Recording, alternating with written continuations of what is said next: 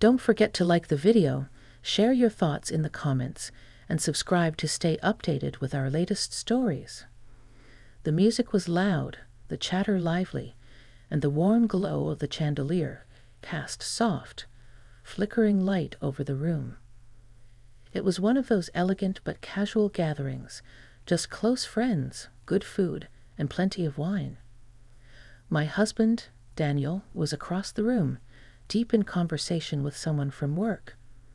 I was near the fireplace, a half-full glass of Merlot in my hand, laughing at something my friend Lisa had just said.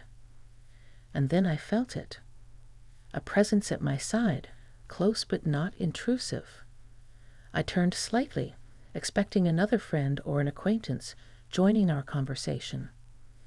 Instead, I found myself face to face with Eric. Eric had been Daniel's friend for years, one of his closest. He was always polite, always charming in that effortless way, but we had never really shared more than passing small talk at gatherings like this. Tonight, though, there was something different about him. He leaned in, his voice low enough that only I could hear. "You have no idea, do you?" I blinked, caught off guard. "No idea about what?" I asked, trying to keep my tone light. His eyes held mine for a moment, studying my face as if debating whether to say more. Then he smiled, a small, knowing smile that sent a strange, unexpected ripple through me. "About the way people look at you, the way you carry yourself. You light up a room without even trying." I felt a warmth rise to my cheeks, and I laughed, brushing it off. "That's just the wine talking." But he shook his head. "No, it's not." There was something unsettling about the way he said it, not in a bad way, but in a way that made me suddenly hyper-aware of myself, of him, of the space between us. I hadn't felt something like that in years. Not since Daniel and I were younger. I glanced toward my husband. He was still engrossed in his conversation, unaware of the moment unfolding just a few feet away.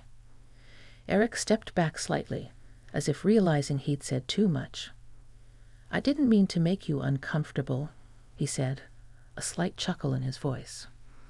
"I'm not uncomfortable," I said before I could stop myself. And that was the truth. I was surprised, yes, but there was something about the way he said it, about the quiet confidence in his voice, that stirred something in me, something I hadn't thought about in a long time. Lisa, oblivious to what had just passed between us, pulled me back into the conversation, and I forced myself to laugh at whatever joke she was telling. But my mind was elsewhere. What had just happened? Eric had never spoken to me like that before, never looked at me quite like that. And yet, I couldn't deny that it felt nice. I wasn't sure what to do with that realization. The party continued, and I tried to shake off the feeling.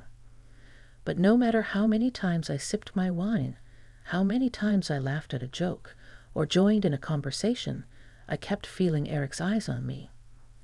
Not in a way that felt predatory or inappropriate, just present, attentive. At one point, I excused myself to step outside onto the patio for some fresh air. The night was cool, the distant hum of traffic barely reaching the quiet space. I leaned against the railing, taking a slow breath. "Are you okay?" I turned, and of course, it was Eric. I smiled, shaking my head. Just needed a break from all the noise. He nodded, stepping up beside me, his hands resting casually on the railing. "You seem different tonight." I glanced at him. Different how? He hesitated before answering. "Like you're remembering something you forgot about yourself." His words settled over me like a weight, and for a moment I couldn't find a response. Was I? I had been married for 20 years. I loved Daniel. He was a good man, a good husband. But somewhere along the way, Between raising kids, work, and the everyday routine of life, I had stopped feeling seen. Not in the way Eric had just seen me. And that realization was terrifying. Eric must have sensed my thoughts because he took a step back, giving me space. "I didn't mean to put you on the spot," he said softly. I think sometimes we all need to be reminded of who we are." I exhaled slowly, turning to face him fully. "And who do you think I am?" His eyes searched mine for a long moment before he smiled. "Someone worth noticing." A shiver ran through me, not from the cold, but from something deeper, something I couldn't quite name.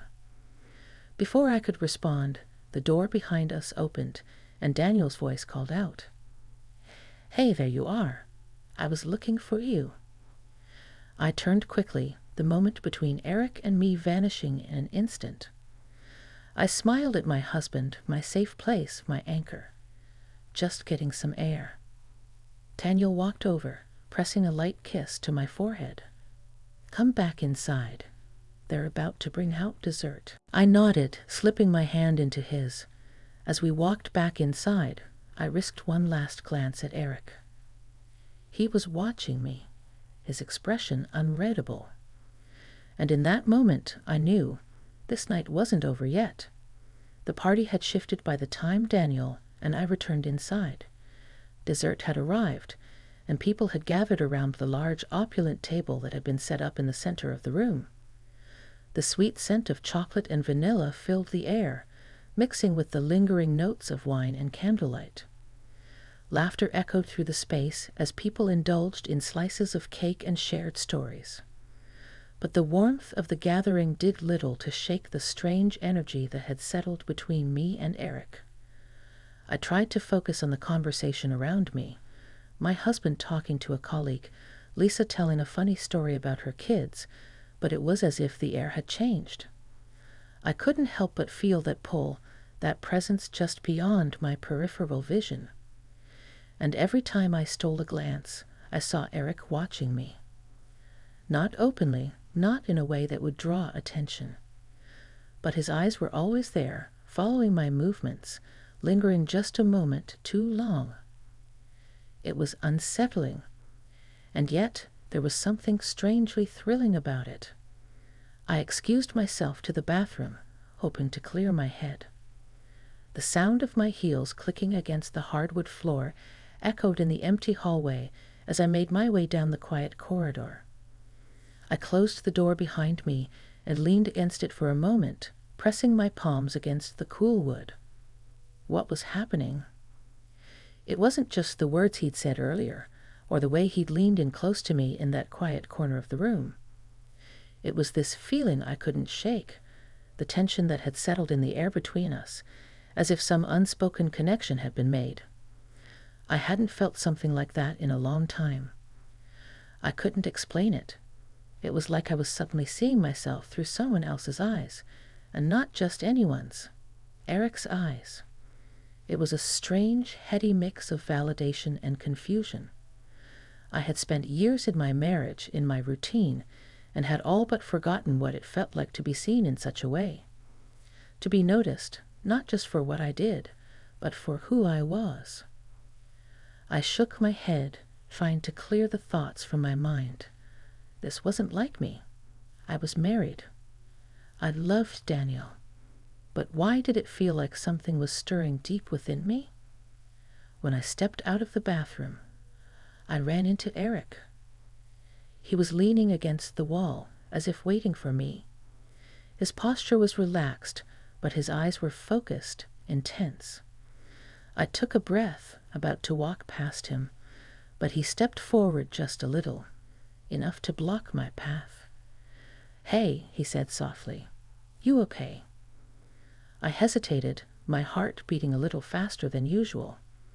There was something in his tone, something that made me stop, even when every instinct told me to keep walking. "I'm fine," I replied, forcing a smile. "Just needed a moment."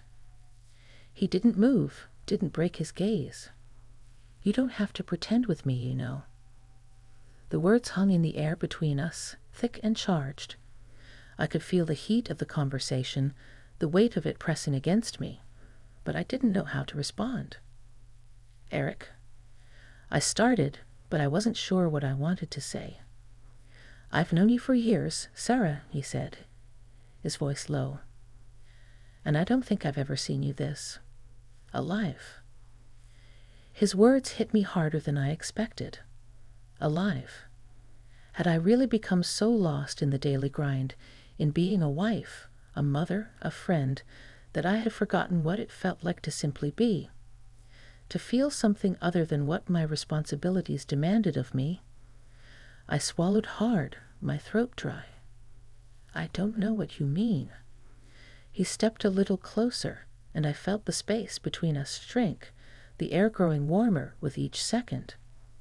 He was close enough that I could feel his breath, warm and steady.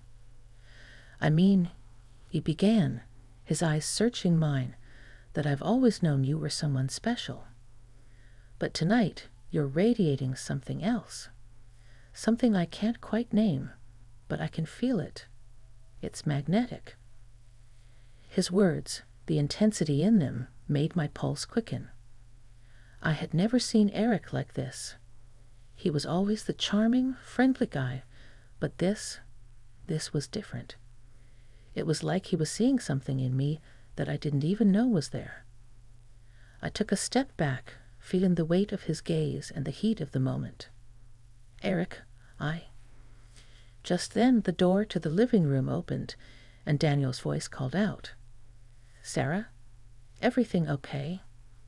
I blinked, breaking the trance. I hadn't realized how much I'd been leaning toward Eric, how much closer he had gotten without me even realizing it. I cleared my throat, straightening up. "Yeah, I'm fine, just getting some fresh air." Eric gave a subtle nod, stepping back slightly. His expression didn't change, but I saw something there, something I couldn't quite read. Maybe it was disappointment, maybe it was something else. "All right," he said softly. "I'll let you get back to Daniel." I didn't know what to say, so I just nodded. With a small, almost imperceptible smile, he turned and walked away, leaving me standing there, heart racing, breath a little shallow. I forced myself to walk back into the living room to join Daniel and the others as if nothing had happened. But the truth was, nothing felt the same anymore. The rest of the evening passed in a blur. The chatter, the music, the laughter, it all seemed distant, muffled, as if I was watching everything unfold from behind a fogged window. I couldn't stop thinking about what had just happened. Eric's words, the way he'd looked at me. It was like the spark of something had been lit inside me, and now I wasn't sure how to put it out. But as the night wore on, something else started to creep into my thoughts, the quiet realization that maybe it wasn't something I wanted to put out. The next few days passed in a blur. The party seemed like a distant memory, a momentary spark that had faded into the routine of my life. I tried to shake off the strange pull I felt after that night, to go back to the familiarity of my marriage, to my life as it had been before Eric's words and that unsettling look. But I couldn't. Each time I closed my eyes, I saw Eric's face, his eyes intense and knowing. I heard his voice in my mind, the words that had both intrigued and terrified me, "You're radiating something else, something magnetic." I couldn't escape it. It was as if a part of me had awakened, something I hadn't felt in years, something I hadn't even known was missing. I told myself it was nothing, just a fleeting moment, an innocent compliment. But there was more to it than that, I realized. There was an undercurrent, something deeper, something that both scared and excited me. It was so subtle, so hidden beneath the surface of everyday life, but it was there. And every time I saw Eric, every time our paths crossed, that tension seemed to build just a little more. It was in the way he looked at me when no one else was paying attention. It was in the quiet conversations we had, where he seemed to notice every little thing about me, things no one else did. And it was in the way he made me feel alive, like I was more than just a wife, more than just a mother. But it wasn't just about Eric. It was about me too. I had spent so many years being defined by my roles, wife, mother, friend, that I had lost touch with who I really was. Somewhere along the way, I had stopped being just Sarah. But Eric, in his own way, had reminded me of who I could be, of the woman I used to be before life became a series of checkboxes and responsibilities. I couldn't deny that it felt good. It was a Saturday morning when it happened again. Daniel and I were in the kitchen, making breakfast together. It was one of those lazy mornings, the kind we used to have before our lives got busier with work and the kids. The radio was playing softly in the background, and we were laughing about something silly, like we always did. But as I stood there, flipping pancakes, I noticed that familiar sense of restlessness building inside me again. I tried to push it away, but my mind kept drifting back to that night, to Eric's words. "Everything all right?" Daniel asked, his voice pulling me back to the present. I smiled, trying to push my thoughts aside. "Yeah, just a little distracted. Nothing serious." But Daniel didn't buy it. He gave me a knowing look, one that said he could tell something was off. "You sure?" he pressed. I hesitated. Should I tell him? Should I tell him about the way Eric had looked at me? The way it had made me feel? But I couldn't. I loved Daniel. I didn't want to hurt him, to make him question something that wasn't even real. "I'm fine," I said, trying to sound convincing. "Just thinking about some work stuff. You know how it is." Daniel seemed satisfied with that explanation and went back to stirring the eggs, but my mind kept racing. The more I tried to push the thoughts away, the stronger they became. And the more I saw Eric, the more I realized something I wasn't ready to admit to myself, let alone anyone else. I was drawn to him. It wasn't just his words. It was the way he made me feel. The way he noticed me in ways that made me feel special, wanted, seen. It was a dangerous thought, but it was there, gnawing at me, growing stronger each day. Later that afternoon, I went to the grocery store to pick up a few things. As I walked down the aisles, I ran into Eric. He was alone, picking out some produce. He turned to me with that familiar, quiet smile, and for a moment, it felt like time stood still. "Sarah," he said, his voice low, just enough for me to hear. "I was hoping I'd run into you." I couldn't help but smile back, even though my heart was racing. "What are you doing here?" "Just picking up a few things," he replied. "I've got a barbecue at my place later. You guys coming?" I nodded. "We're planning to. Daniel's looking forward to it." Eric's eyes softened, and I saw that spark again, that unspoken connection between us. "Good," he said quietly. "I'll see you there then." He lingered for a moment longer, and I could feel the weight of his gaze on me. There was something unspoken, something we both knew but weren't ready to acknowledge. I didn't know what to say, so I just nodded and smiled before quickly moving on. But as I walked down the aisle, my heart was pounding in my chest. What was happening? Why was this feeling growing inside me? That evening, as Daniel and I arrived at Eric's barbecue, the tension between us was palpable. I could feel it in the air, thick and heavy. Every time Eric and I crossed paths, it was as if there was a magnetic pull between us, something we both tried to ignore but couldn't escape.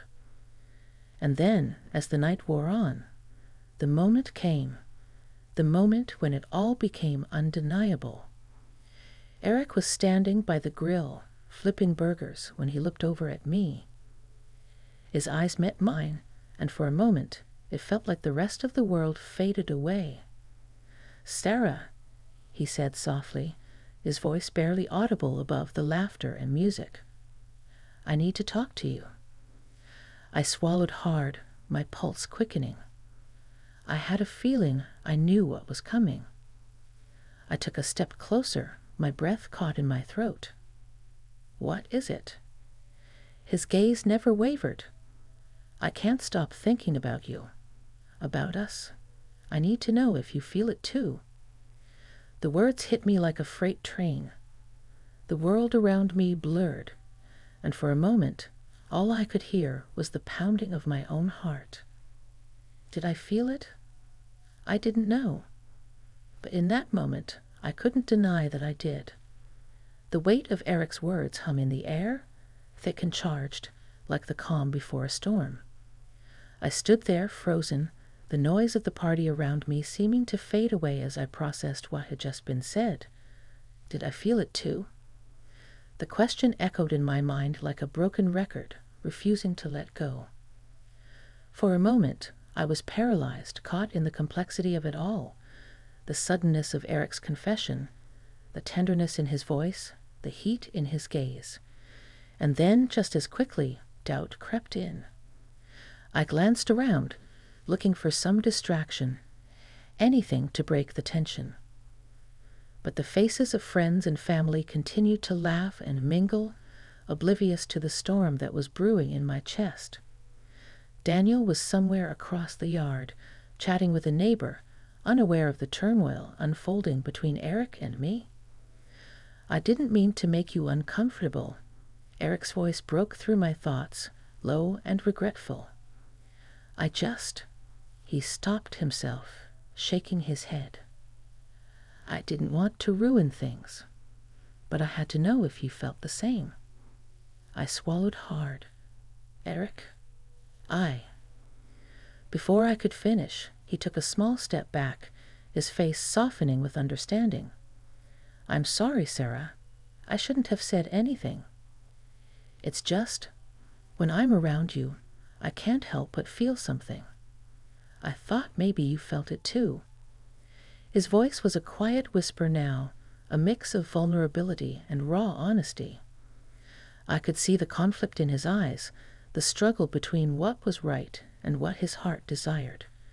And in that moment, I realized something that shook me to my core. This wasn't just about Eric anymore. It was about me, my feelings, my choices. For years, I had been so caught up in what I was supposed to do, who I was supposed to be, that I had forgotten to listen to my own heart.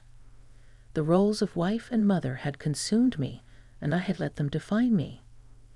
But now, standing in front of Eric, I felt something stirring deep within me, a longing I had buried long ago. I took a deep breath, steadying myself before speaking. "I don't know what to say," I admitted, my voice trembling slightly. "I love Daniel. I do. But you make me feel seen, in a way I haven't felt in years." Eric's expression softened, his gaze searching mine, as though he was looking for an answer in my eyes. "I get it. I never wanted to complicate your life, Sarah. But you deserve to feel alive, to feel wanted. You've been so strong for so long for everyone else. But what about you? What do you want?" The question hung between us, raw and unspoken. What did I want? I had spent so many years being what everyone needed me to be that I didn't even know how to answer. But I knew one thing. This moment was mine. The choice was mine. "I need to think," I said, my voice steady but uncertain. "I need to figure out what this all means." Eric nodded, stepping back a little, his face respectful. "Take your time. I won't pressure you, Sarah. I just needed you to know." With that, he turned and walked back toward the grill, leaving me standing there, heart racing, mind spinning. I watched him for a long moment, his broad back turned toward me, as the realization of what had just happened sank in. Later that evening, as Daniel and I left the party, I kept replaying the conversation in my mind. The words, the unspoken tension, the raw, real feeling that had sparked between me and Eric, and the question that I still couldn't answer. What now? Back at home, I slipped into bed beside Daniel, the warmth of his body next to mine a stark contrast to the cool, restless thoughts swirling in my head. He wrapped an arm around me, pulling me close, but I couldn't fully settle into the comfort of his touch. My mind was elsewhere, caught in the aftermath of everything that had happened. "Everything okay?" Daniel murmured, his voice soft with concern. I nodded, forcing a smile. "Yeah, just a little tired." He kissed my forehead, a gesture of affection that, in that moment, felt both comforting and distant. But I knew, deep down, that this was the crossroads. My life, my marriage, everything I thought I knew, was shifting. The road ahead was uncertain, but I couldn't ignore the path that had suddenly opened before me. The next few days passed in a blur, each moment feeling like a heavy step towards something I couldn't quite name. I went about my days, tending to the responsibilities of home and family, but beneath the surface, everything had changed. And then, finally, I found the courage to confront my feelings. I sat down with Daniel, my heart heavy in my chest. He deserved honesty. He deserved the truth. "Daniel," I began, my voice trembling slightly, "there's something I need to tell you." He looked up from his book, concern flickering in his eyes. "What's going on, Sarah?" I took a deep breath, gathering my thoughts. "I've been struggling with something I should have told you about sooner. Eric, he said something to me at the party, and it made me realize that I've been neglecting a part of myself, a part of me that's been buried for a long time." Daniel's expression softened, his brow furrowing slightly. "What did he say?" "He said he couldn't stop thinking